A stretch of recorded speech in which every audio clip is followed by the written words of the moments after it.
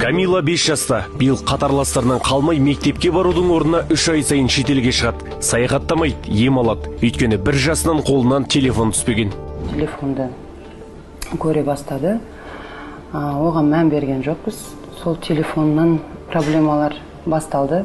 Сөйлемеуі. 5 жасында тек қана жаңағы өзіне жеңіл, өзіне ыңғайлы жеңіл сөздерді айтады. Әңгіме айта алмайды. Смартфон бүлдіршінің ажырама серігіне айналған. Басқа балалар секілді аулаға шығып ойнамайды, тамақтанса да, ұйықтар алдында да құрылғы қолынан түспейді. Түскен күннің өзінде телефонды теледидар алмастырады.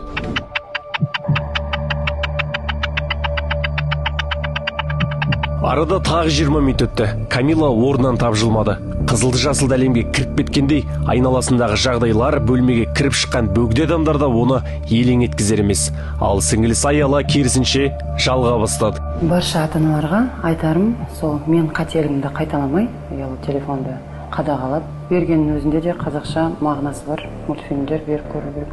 Анасы Мақпал Орынбаеваның көңілі алаң, тәрбие тал бесіктен деген тәмсілді енді түсінгенде, қазір қызның көру қабілеттен нашарлаған. Медицина мамандары Камилаға 2-нің бірінде кездесе бермейтін диагноз қойған. Толық емдемейінше 7-8 жасына дейін мектеп табалдырығын аттамайды. Дәрігерлер бізге ЗРР деп қойды. ЗРР деген задержка развития речи. Шетелде емделеміз, 3 ай сайын 600 мыңдай кетеді емге.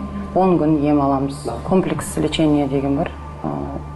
Жаңағы денесіне 5 укол, массаж жасайды, общий массаж. Терапиялар бар өзінің. Мақпалдың ғана емес, бүгінде барлық дерлік ата-ананың уайымы осы. Дәрігерлер бұны дерттің жаңа түрі дейді. Тамақ ішіп отырып, негізінен телефон қараған кезде, балада ең алдымен ас қорыту жүйесі бұзылады. Соның ішінде балада тамақ ішіп отырып, тойымдылық сезімі, яғни қанығу сезімі болмайды да, соның салдарынан бала жаңағы болашақта семіздікке, инсулинорезистенттілік сияқты ауруларға алып келуі мүмкін. Асқазан ішек ауруларына алып келуі мүмкін.